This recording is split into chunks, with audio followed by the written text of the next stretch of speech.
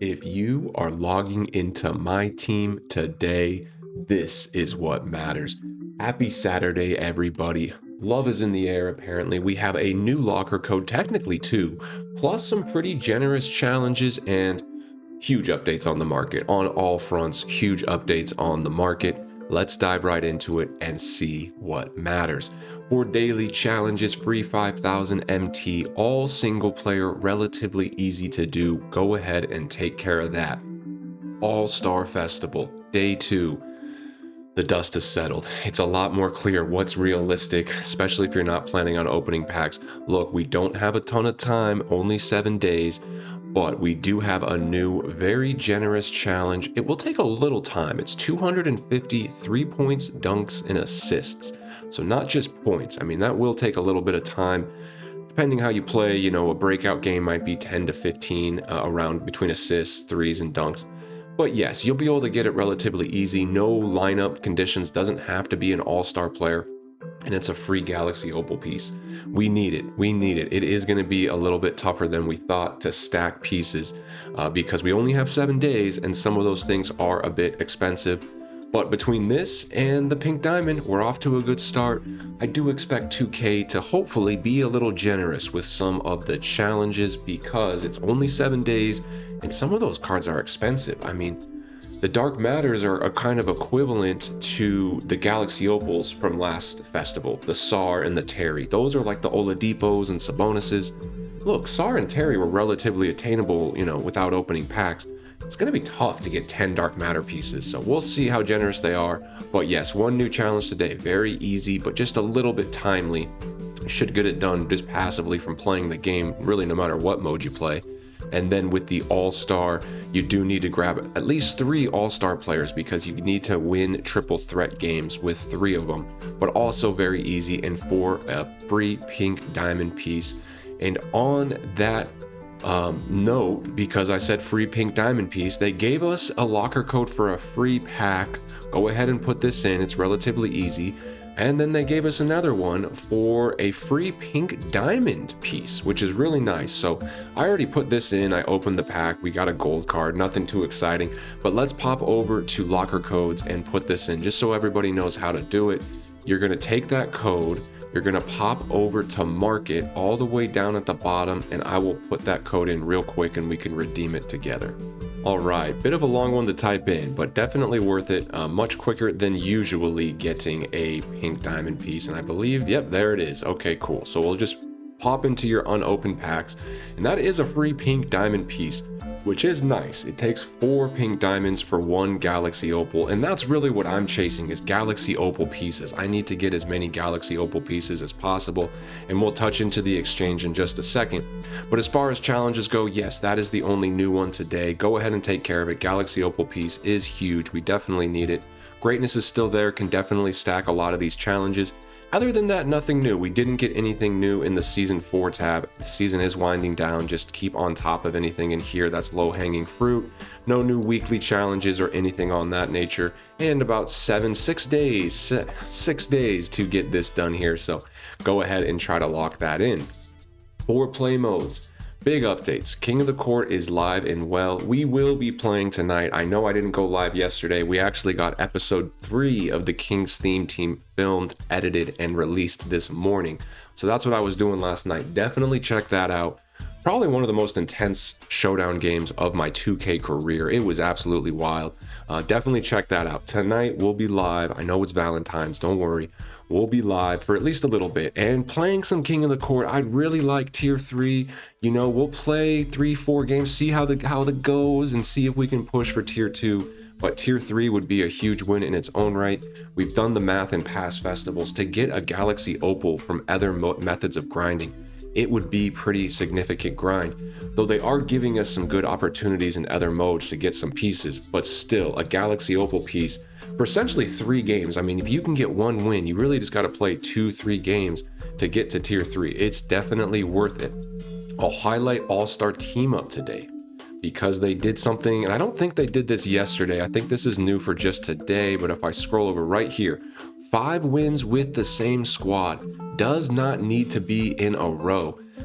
could be easier than a 5-win streak in Park, maybe a little bit more timely, but both are live. I'm pretty sure Park is the same as yesterday, unless mine just hasn't updated. But when I go into Park and I push start, they're going to give me the same 5-game win streak is a pink diamond piece, which is a bit generous. Again, to get a pink diamond piece, that's like 90 gold pieces. That is a lot of games.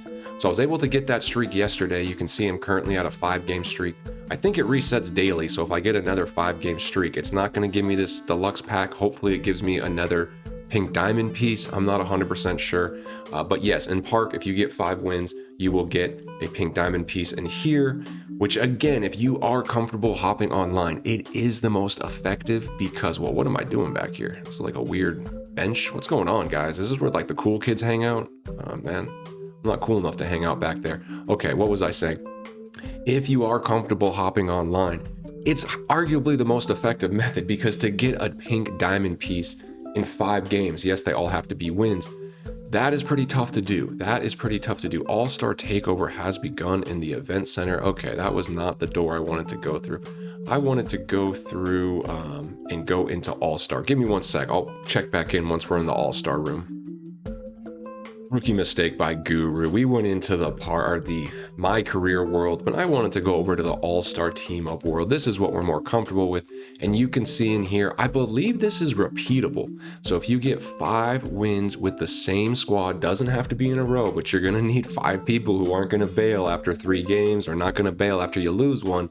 But if you can lock in with some, boys or whatever, or crew, and get 5 in a row, I believe this is stackable. So you could definitely get quite a bit of pink diamond pieces.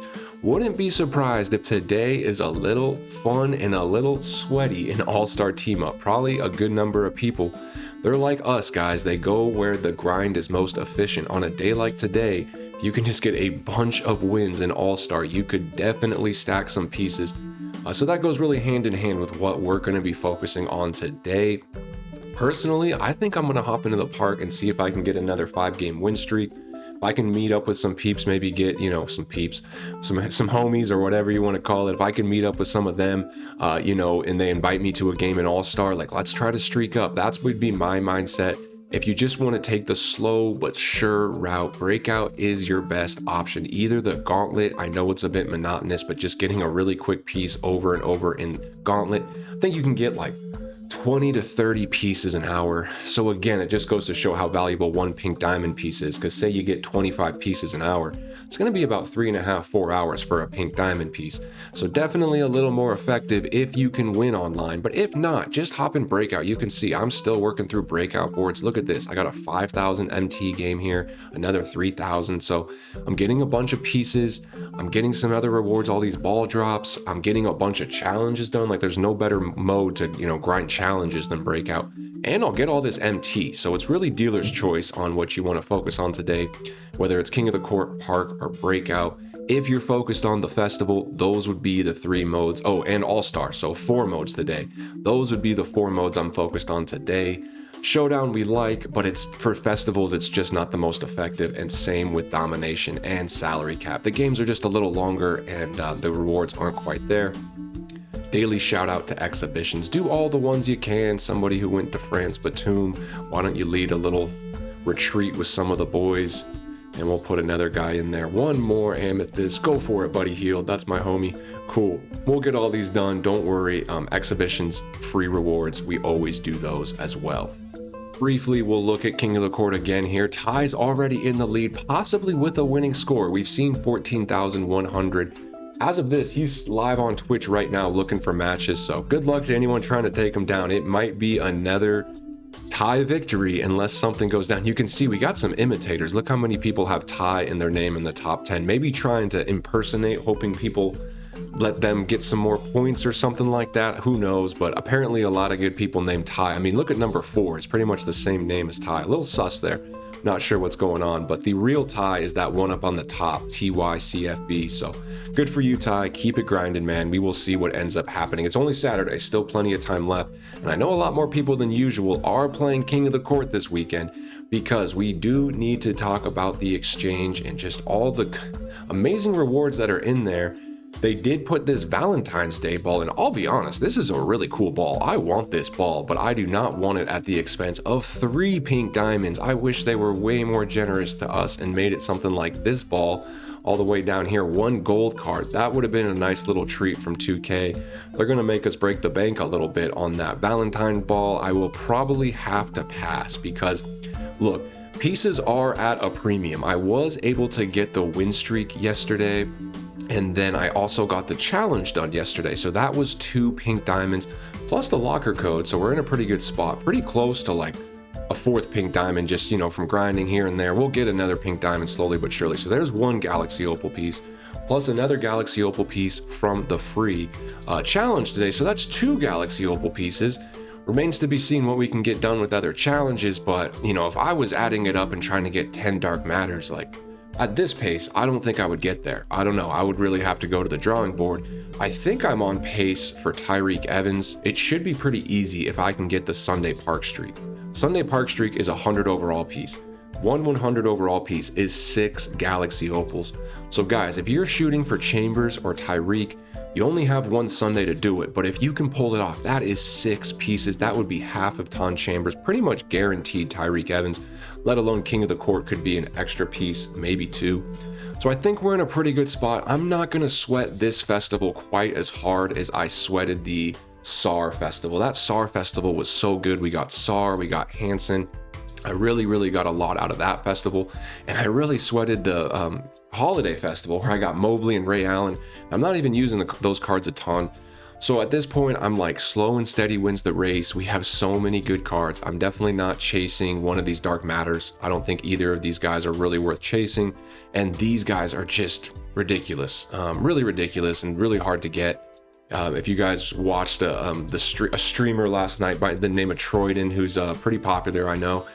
He spent $5,000 and finally got Yao. So, and I mean, along the way, yeah, just it's going to be tough to even consider these guys. And really, these guys I think would be pretty tough. So I am focused on the Galaxy Opals. We'll do what we usually do, stack as many pieces as we can.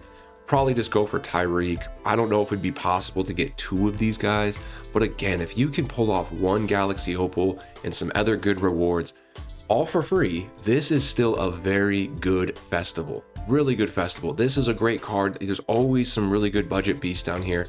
Don't feel like you need to chase a dark matter. If anything, just get Ibaka. You should be able to get Ibaka completely free just from free challenges. Even Tyreek, depending on the challenges they do.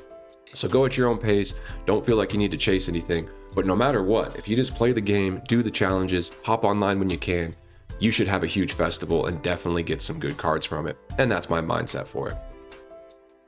Black market, nothing new, right? So we had, quite a bit of packs added yesterday, quite a bit of cards, and it's nice. The market has shifted hugely. I mean, cards that were 40, 50K are now 10 to 15K, and it was needed. And it really has been this mass influx of good pink diamonds. Up and down these pink diamonds, there is really good cards, there is really budget cards, but there's also some like mid-tier cards which are just driving the price down. Some of these cards are already well under 10K MT, and it's driving the price down of some of those other pink diamonds that were like 30, 40K. Jerry Lucas is like 10, 15K now. So really across the board, we have seen a big market crash, market drop, except for some select dark matters. And it's because the odds are really tough. There's just not a ton of great dark matters popping out of the packs. It's a lot of, Maxis and Brunsons. So some of those really rare dark matters, the Shaqs, the LeBrons, they've kind of held their value. But it's those day trades, those mid-tier day trades that the floor has just completely dropped out of. And it is a good thing. Like I said, this market was a bit propped up. We saw some cards that were just way too expensive, like Artis Gilmore. I'm thinking he's gone way down. This card was like 80K, and it really just was not justified. Even 40K is a bit high in my opinion. I'm guessing Bobby Jones is well under 10K at this point. Somehow holding up some value. I don't think many people are buying that card. Jerry Sloan's gone way down. You can see a 13K Jerry Sloan could even be a decent buy there. It's only been up for 10 minutes. But you get the point. A lot of these cards have just gone down significantly. Walker Kessler was up in the 40s. He's even a bit premium, holding some value. But cards like Larry Hughes, easily a 40, 50K card, well down below 20K. So the floor went out, and it's exactly why we didn't stockpile, a lot of inventory coming into this, but it's really a good thing. It has opened up our day trades back. Now Jerry Lucas's price is quite stable at around 10K, 15K. I'm bidding 7 to 8K, hoping to list. Our book of potential day flips has gotten bigger, but it's also kind of elevated a little bit. We used to day trade a lot of amethysts and diamonds. We're really going to be day trading more pink diamonds and diamonds now. Cards like Adam Morrison, this card was on bid pretty expensive, like not that long ago. Now he has a new floor. It looks like around 60. If I list an Adam Morrison for 60, he'll probably sell. I don't see this price going down too much more. It should be a bit stable. All-Stars here, the cards have dropped.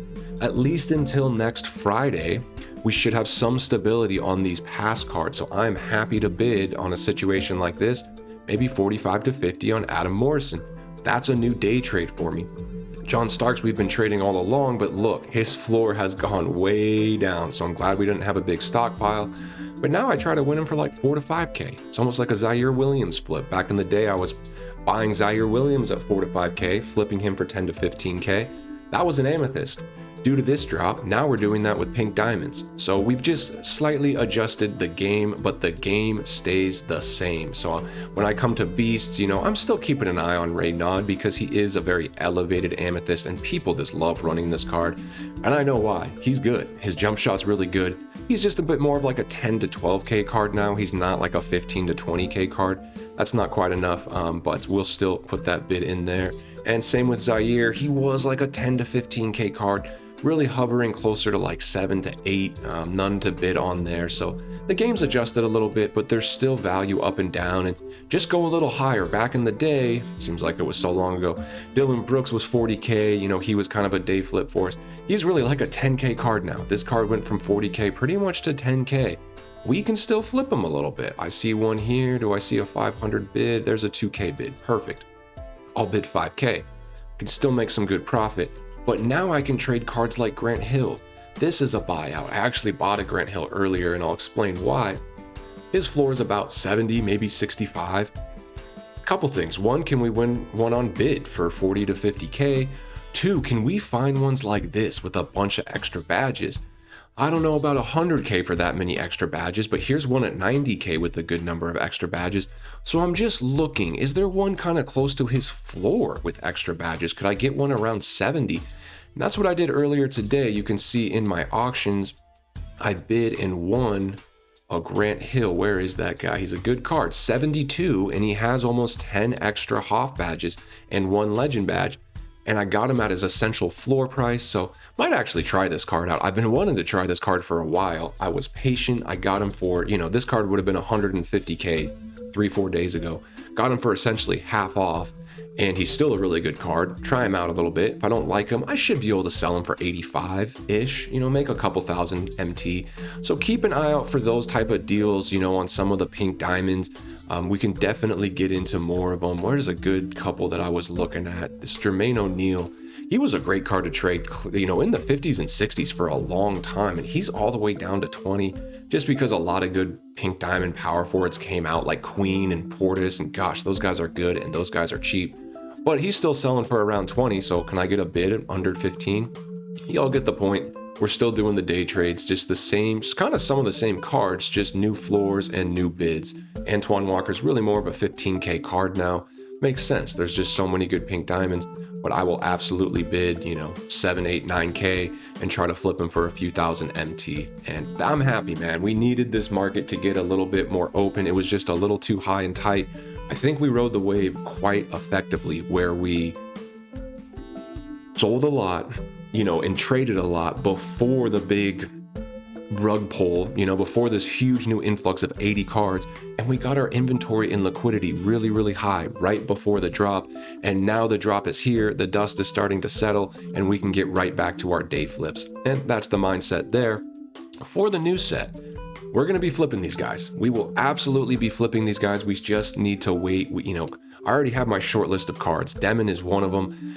I just need to make sure I start stockpiling him at his absolute floor, and it's still settling. It's a little bit risky. It's like, I know a ton of people open packs early. So does he hit a floor fast and then maybe his floor even goes up a little bit while he's still in packs? Honestly, I don't think so. I do believe true floors are still yet to be seen and will happen next Wednesday and Thursday. So if you want a bunch of these cards to flip, I would still wait. I bought an Igor to use. I bought a Wear to use. I just bought them at, potentially not their highest price, but probably not their floor. Like, this card is still pretty much going for 100K. We're not seeing a ton on buyout at all. And it usually gets bid up to around 100K. There's a couple on buyout, but they just got put up. So you might be able to grab him around 90, 100. Realistically, I still think we see his floor get closer to that Wednesday, Thursday, maybe 70, 80. But it's hard to guess. It's like, oh, do I try to win one on bid at what I think his floor will be? Like, I think his floor will hit, 70.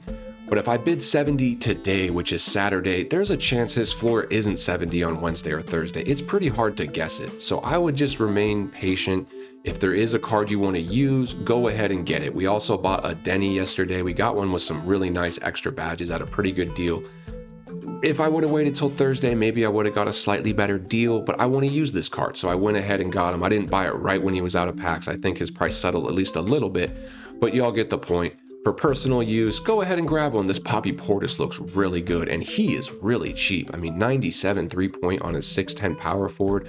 Decent ball handle, really good defense too. 95 interior defense. Goodness gracious. This card's like 8K or something wild. So it's to the reason of why the market has just shifted the way it has. I mean, cards like this are well under 20K. Look, 20K is not selling. I'm telling you, I'm pretty sure I got this card for 8 to 10K. There's a 15 not selling. We're not even through half of these cards. So again, this card's really cheap, really good. You could say the same thing about Queen, and they're on my short list. Whether they're cheap right now or a little bit more expensive like Igor, all we need to do is be patient, wait for their true floor, stockpile a few at the end of their pack cycle, and then flip a few days after. We have the caveat of season 5 maybe impacting the market, so we'll play it a little bit safe. But over the next few days, we'll be monitoring these guys' prices, trying to find some floors, and having a short list of like meta ones that we think people will want to use long term. Not all of these fit the mold. I think like AJ Mitchell may not fit that mold, even though he's 6'4" point guard. But there's definitely a couple cards who I don't think will, hold up too long. But even cards like VJ Edgecombe, this is a good card. 6'5" point guard, super athletic, 95 driving dunk. Curious what his price is at. There's a ton of good point guards in this set, but you all get the point. Once we find his floor, it's probably going to get down to closer to 40, maybe even in the 30s. Stockpile a few of these around 30. Would not be surprised to see a card like that trickle up once he's out of packs. So definitely part of the more long-term strategy, but the day strategy is still just looking for those good deals on day flips. One set I'll highlight and then we'll move on is this flash set. It's kind of funny because a lot of these cards got all-star cards. A little foreshadowing. Buzelis and Bailey, I mean, we were trading these guys so much. And talk about the floor coming out. I mean, this was a 40K card easy, and this is what happens. A new Buzelis came out that's just a little bit better, and the floor just flew out on this card and Ace Bailey. So probably won't trade these cards too much, but what's fun is, in the future, we will definitely be checking in on Buzelis and Ace Bailey in this set. I don't know, are they right next to each other like they were in that set? I don't think they are. There's Ace Bailey and Buzelis is over here. But in due time, I mean, this card's already doing activity like his Diamond did. He's going to be like a 40 to 50K card. I'll be checking in Bailey and Buzelis daily for day flips in due time, just like we were for that flash set. And I think this set will kind of be a staple of day flips later on. Not every set is this good. Keep in mind, we had Crossroads. That was kind of a mid-tier set mixtape. So they gave us an insanely deep set here at All-Star. Who's to say what the next couple sets will look like? If they're not super strong, which we've seen, and that's okay. We're okay with not super strong sets. For all we know, these type of cards really might hold value long term. It's not enough to just stockpile, but at the same time, we just got to be realistic. Like at a certain point, the market might tighten back up again. As long as we're getting cards at very aggressive prices, they should have some room to grow in the future. Okay, so that's kind of my strategy as far as I'm moving and grooving. As far as what I'm buying, selling, all those things. So I am selling that Denny. I ended up getting 2 Denny's. One I won at a really aggressive price. Hopefully I even make a little profit on Denny. We see him going around 2 to 220, and I was able to snag this one at 170, but there's just so much up. It's kind of a fun card just to monitor, and I do see his price going down over the next few days just because of the high volume. But typically, from what I've seen, when these cards get close to the end of the buzzer, I don't think I'll win this, they're usually getting to like 170, 180. Let's just see what somebody else has bid on here. Okay, so we have successfully bid on that. Who knows? Maybe I'm going to win another Denny at 123. But last night and into this morning, these Denny's were going right around 200. I was able to snag one last night for 170. So just flipped him quickly because I was able to get a better one with even more badges. This guy has like 7 or 8 Hoff badges and a legend badge added. I got him for about 200. So I think a pretty good deal. We will see what my Denny ends up selling for. We'll see if I accidentally end up winning that second Denny just by price monitoring. But those are the type of things that I was thinking about yesterday. You know, can I upgrade my lineup with a couple of these cards? We ended up buying a Kalel Ware and then selling him back for pretty much broke even. I bought him at a 100K bid, and then I saw that people were actually bidding on him. And so then I sold him, but he only sold for 110. So I literally broke even on him.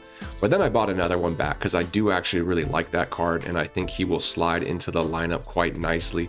Here at backup power forward is what I'm thinking. And we will see what he ends up bringing to the table. Really nice card. Maybe we need to badge him out a little bit. But I tried him in Park, and you know, Park is a certain type of card. Like Kenneth Farid is really elite in Park. Cards like this can sometimes struggle a little bit in Park just because they're so big. You really need a lot of speed, but still a very good card. We're excited about Kalel Ware. We're excited about Denny. Denny. I won't even try to pronounce the last name. I know my pronunciation is not great. We'll probably add Grant Hill into the lineup here. And yeah, King of the Court lineup's going to look something like that.